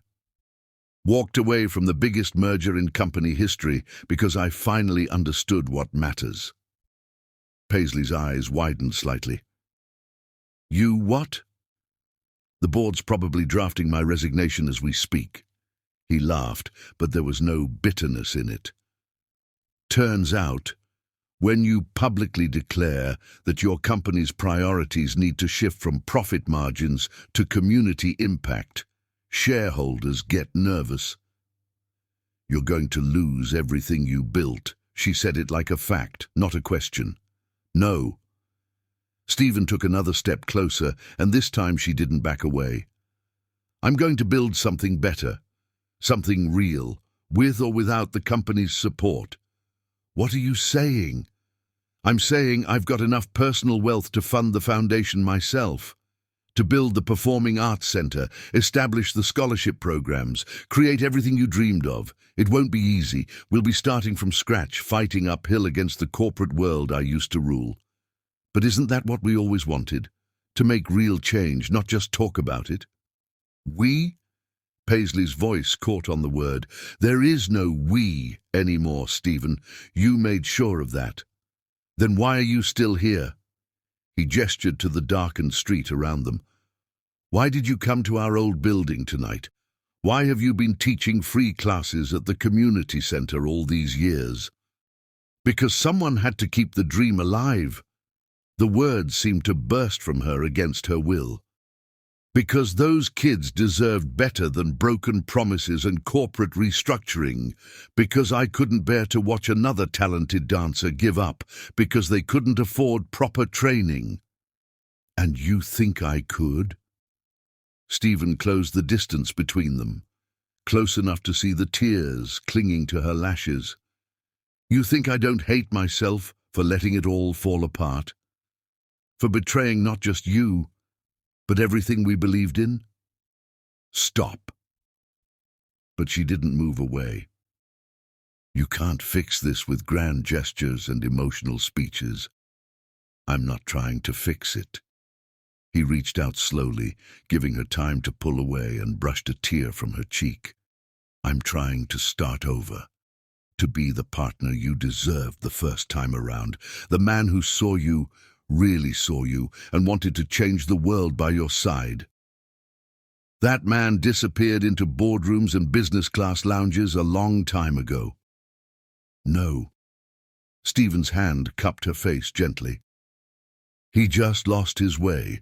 But someone very wise once told him that every choice is a dance step, leading you either toward or away from your truth. I'm choosing my steps more carefully now." Paisley's breath hitched, recognition flickering in her eyes. "You remembered that?" "I remember everything." His thumb traced her cheekbone softly. "Every lesson you tried to teach me, every dream you shared, every time you reached for my hand and found me holding a phone instead. I was so focused on becoming worthy of you that I forgot I already was. Back when we were young and broke and full of plans to change the world." "Stephen." His name was barely a whisper on her lips. "I know I don't deserve another chance." His voice was rough with emotion. "I know I broke your trust and shattered our dreams and left you to fight alone for everything we believed in. But I'm here now, really here, asking you to teach me how to dance again, to show me the steps I forgot, to help me remember the rhythm of us." Paisley closed her eyes, a tear escaping down her cheek. "I can't go through it again. I can't watch you disappear into that world again. It nearly broke me the first time. Then break me first." The words surprised them both. "Strip away every pretense, every corporate mask, every wall I built. Tear it all down until there's nothing left but truth, because I'd rather be broken with you than successful without you." Her eyes flew open, searching his face for any sign of insincerity. What she saw there made her breath catch. "You really mean that?" "With everything I am." Stephen let his hand fall from her face, taking a step back to give her space. "I'm not asking you to trust me yet. I'm not even asking you to forgive me. I'm just asking for the chance to prove that I remember how to dance, that I remember what matters." Chapter 10. Redemption. Stephen spent the next month transforming his company's charitable foundation, not just reinstating Paisley's project, but expanding it beyond anything they'd originally imagined. The work consumed him completely, but for the first time in years, he felt truly alive.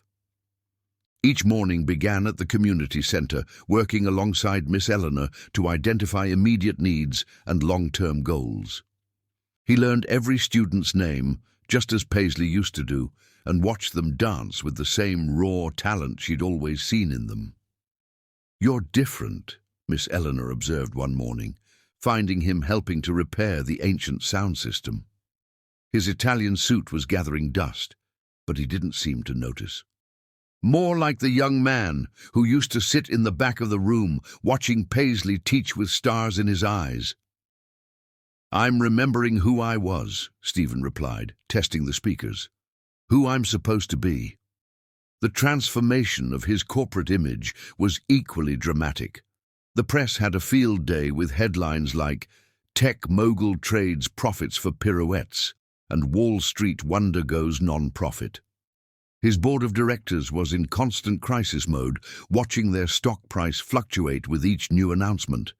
But Stephen remained steadfast. He converted the Riverside warehouse into a state-of-the-art performing arts center, exactly as Paisley had envisioned in her original plans. The construction crews worked around the clock, transforming the industrial space into something magical. "The sprung floors need to be perfect," he insisted during one site visit, remembering how Paisley used to complain about cheap dance surfaces causing injuries. "And the mirrors. They need to be full length, with proper spacing for bars." His attention to detail surprised the contractors, who weren't used to CEOs who understood the technical requirements of dance studios.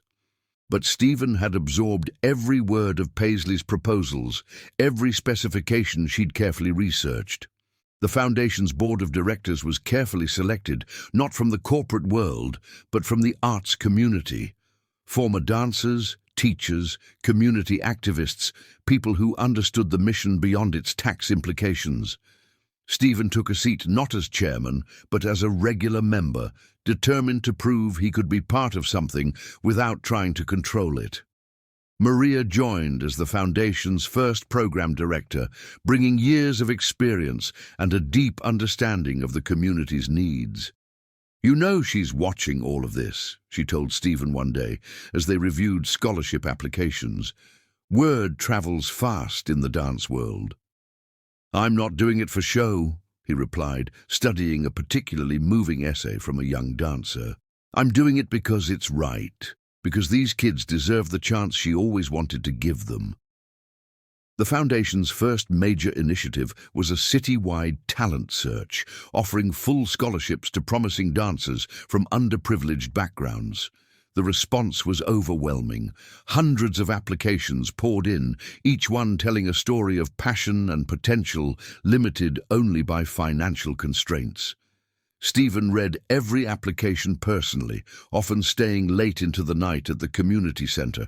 Sometimes in the quiet hours, he'd watch old videos of Paisley teaching, studying how she interacted with students, how she built their confidence along with their technique. "You really loved her, didn't you?" Miss Eleanor asked, finding him one evening surrounded by application files and dance videos. "Love," Stephen corrected quietly. "Present tense. I never stopped. I just forgot how to show it properly." The Foundation's launch gala was planned for exactly 1 month after his confrontation with Paisley on their old building steps. The venue was the newly renovated Riverside Arts Center, a transformation that had seemed impossible just weeks ago. The space was stunning. The industrial bones of the warehouse had been preserved but softened, creating a perfect blend of raw energy and elegant functionality. The main performance hall could rival any in the city, while the practice studios upstairs were everything Paisley had specified in her original plans, and more. Stephen stood in the empty building the morning of the gala, watching sunrise pour through the massive windows. The space seemed to hum with possibility, with the energy of dreams about to be realized. His phone buzzed. Another message from Marcus about the company's tanking stock price, about shareholders demanding his resignation. Stephen deleted it without reading. Some prices were worth paying. The day passed in a blur of final preparations. The catering staff arrived, setting up elegant stations that would serve food from local restaurants rather than the usual high-end caterers. Local artists installed their work in the gallery spaces, creating an atmosphere that celebrated community as much as achievement.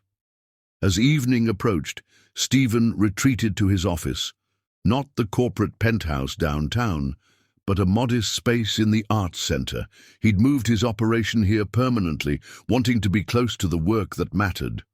On his desk sat a framed copy of Paisley's original foundation proposal.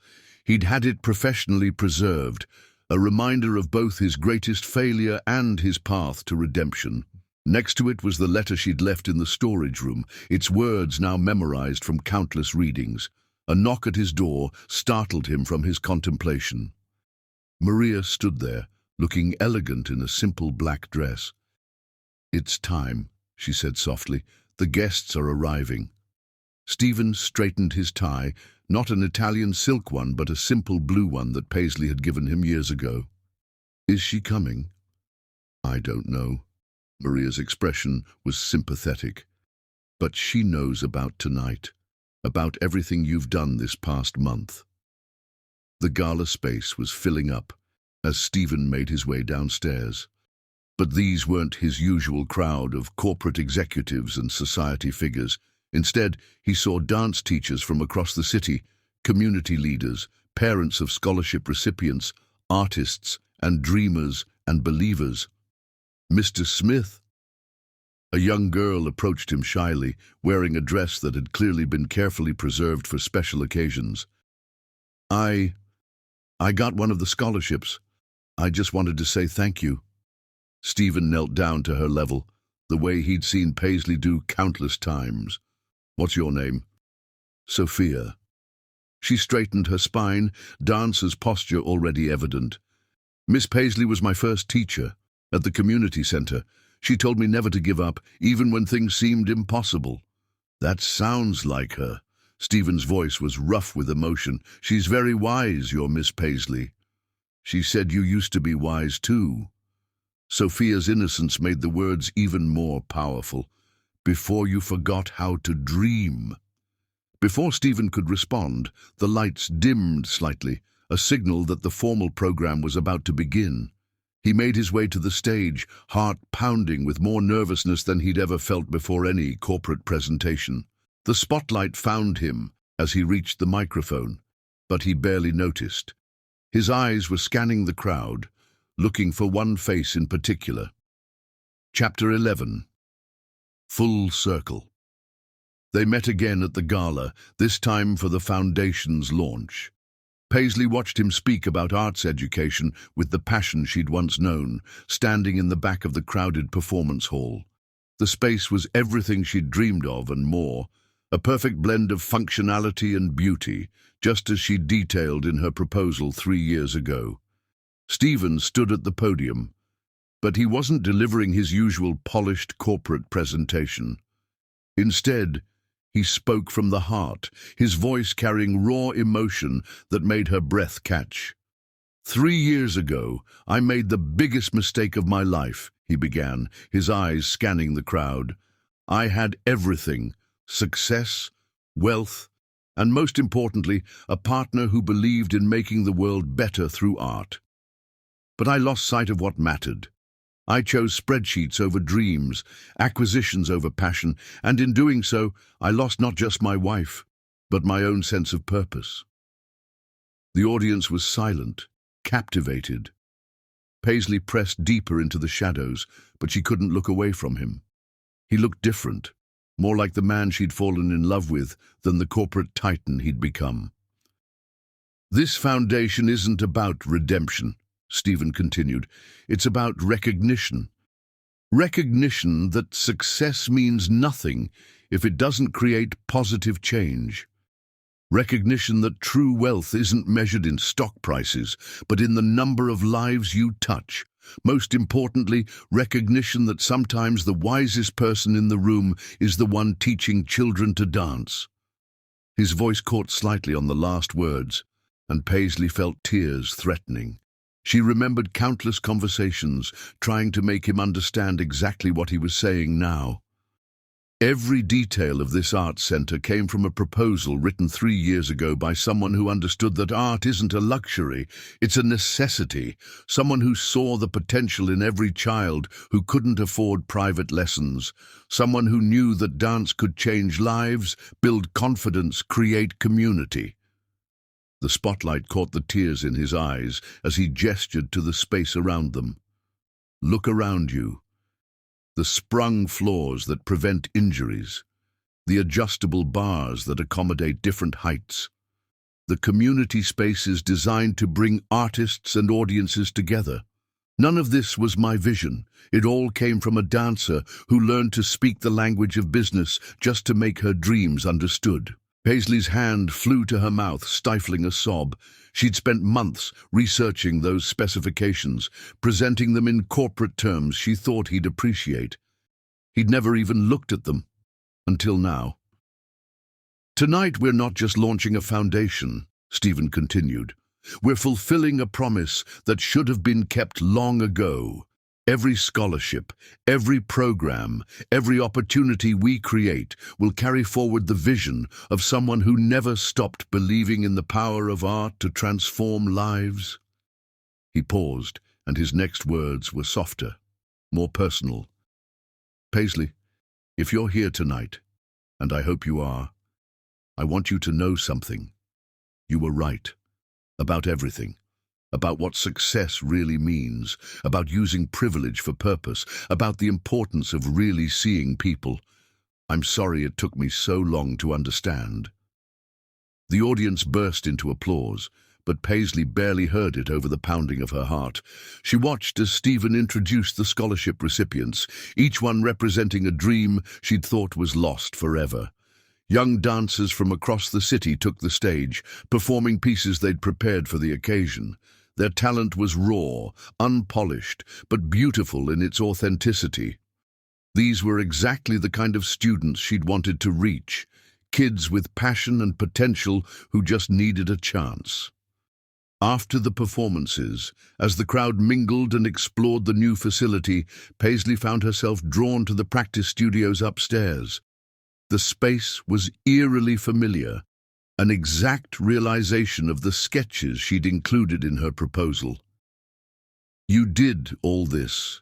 she asked softly, knowing without turning that Stephen had followed her. "No," he replied, his voice equally quiet. "You did. I just finally listened." She turned to face him then, really looking at him for the first time that evening. He wore the blue tie she'd given him years ago, the one he'd claimed was too plain for important meetings. "The board must be furious," she said, running her hand along the perfectly installed bar. "Converting prime real estate into a non-profit arts center, your stock price must be in free fall." "Probably," he shrugged. and the gesture was so reminiscent of the young dreamer she'd fallen in love with that it made her heart ache. But for the first time in years, I'm building something that matters. Why now? The question that had been burning inside her for weeks finally escaped. Why did it take 3 years for you to read that proposal? Because I was a fool. Stephen stepped closer, close enough that she could see the sincerity in his eyes. Because I was so focused on becoming successful that I forgot what we wanted that success for. Because I thought I could make you happy with penthouses and private jets when all you wanted was for me to believe in your dreams the way you believed in mine. Paisley felt tears threatening again. I never needed the penthouse. I know that now. His hand reached for hers, hesitant, giving her time to pull away. She didn't. You needed a partner, someone who would fight beside you, not try to buy your dreams for you. Their fingers intertwined automatically, muscle memory taking over. Through the windows, the city lights sparkled like stars, reminding Paisley of nights spent planning their future on their old apartment's fire escape. The scholarship program, she said softly. It's exactly what we talked about back then, even the selection criteria are the ones you outlined in your proposal. Stephen's thumb traced patterns on her palm, sending shivers up her arm. Every detail, every specification, every dream, it's all yours, Paisley. I just provided the resources you should have had all along. And the foundation board? Independent, majority artists and educators. I'm just a regular member. No special voting rights, no corporate control. He smiled slightly. I'm learning to be part of something without trying to run it. That must be killing you, she teased, surprising herself with the lightness in her tone. Actually, it's liberating. His free hand came up to cup her cheek, and she found herself leaning into the touch. Turns out, there's freedom in letting go of control, in trusting other people's vision. In dancing instead of leading, she used their old metaphor deliberately, watching understanding flash in his eyes. Exactly. His thumb brushed away a tear she hadn't realized had fallen. I'm not asking you to trust me again, Paisley. I haven't earned that yet. I'm just asking you to watch me dance, to see that I remember the steps you tried to teach me all those years ago. Music drifted up from the gala below. Not classical ballet or contemporary pieces, but the soft jazz they used to dance to in their Brooklyn apartment. Paisley felt her body sway slightly, instinctively moving toward him. Dance with me? Stephen whispered, echoing words from their past. Not as CEO and artist, not as husband and wife, just as two people who never forgot how to move together. Chapter 12. New Beginnings. The wedding was small this time, held in the community centre's newly renovated theatre. Paisley wore yellow roses, like at their first wedding, but everything else was different. They were different, stronger, wiser. The morning light filtered through the stained glass windows they'd commissioned from local artists, casting rainbow patterns across the wooden dance floor where their story had begun.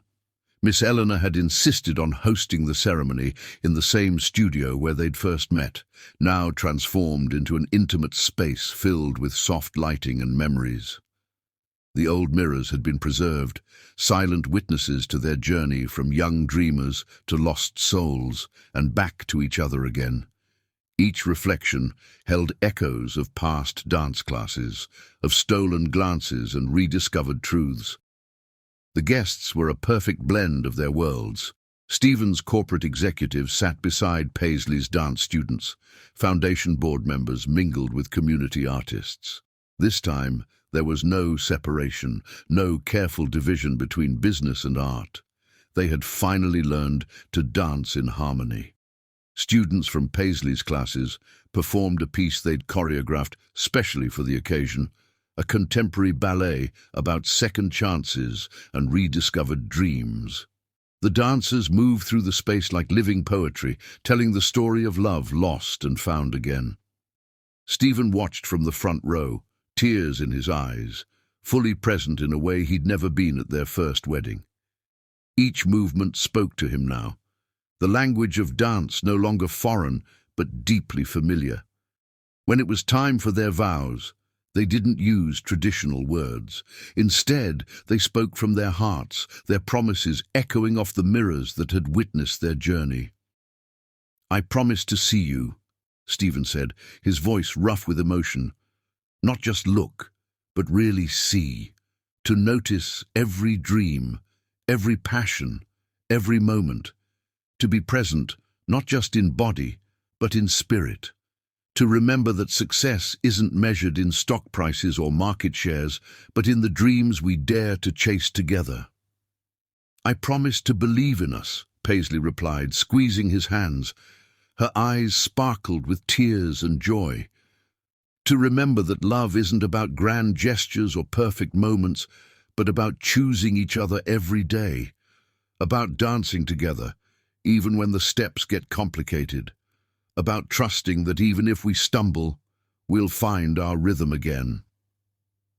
The reception was held in the arts center they'd built together, their shared vision finally realized. Young dancers mingled with business executives, artists chatted with investors, and the space hummed with the energy of possibilities. The walls displayed photographs of their journey. The old Brooklyn apartment, the community center's first classes, the foundation's launch, each image telling part of their story. Their first dance wasn't a carefully choreographed waltz like at their first wedding. Instead, they swayed together to the same jazz music that had played in their Brooklyn apartment all those years ago.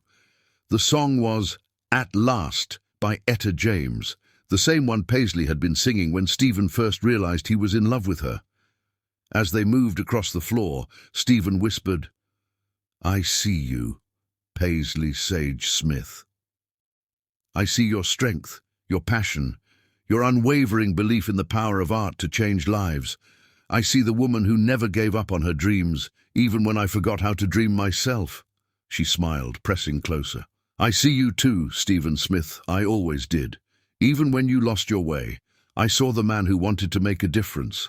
The man who finally remembered that the greatest success stories aren't written in profit margins, but in the lives we touch and the dreams we make possible."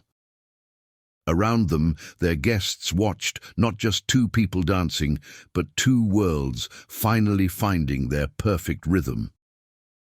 The Foundation's first class of scholarship students performed throughout the evening, each dance a testament to the power of believing in possibilities.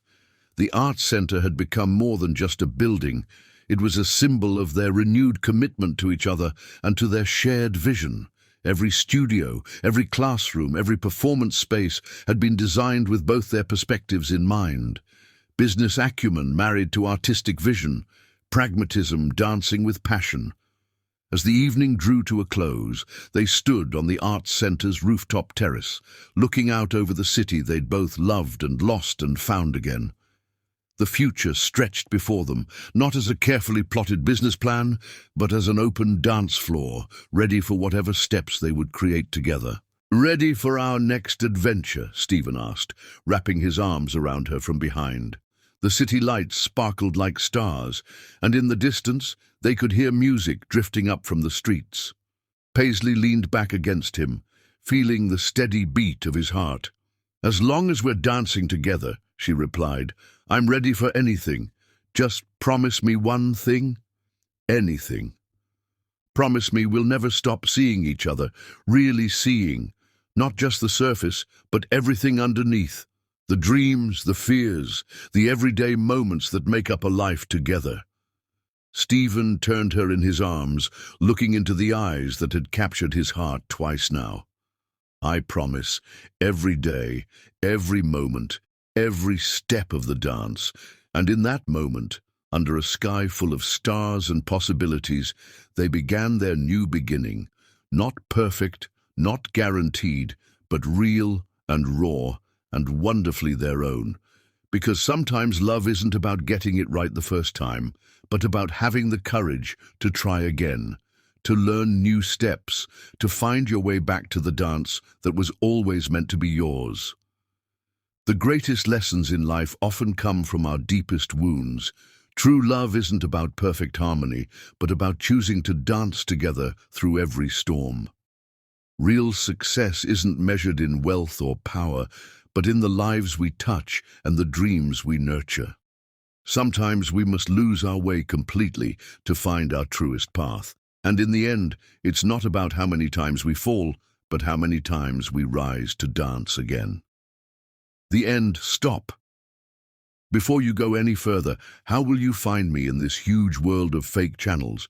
You might think they are Mr. Peter, but they are just using Al to clone my voice. Don't be fooled. Subscribe to my official channel and become part of this beautiful family. Let's stay together and keep the real stories alive.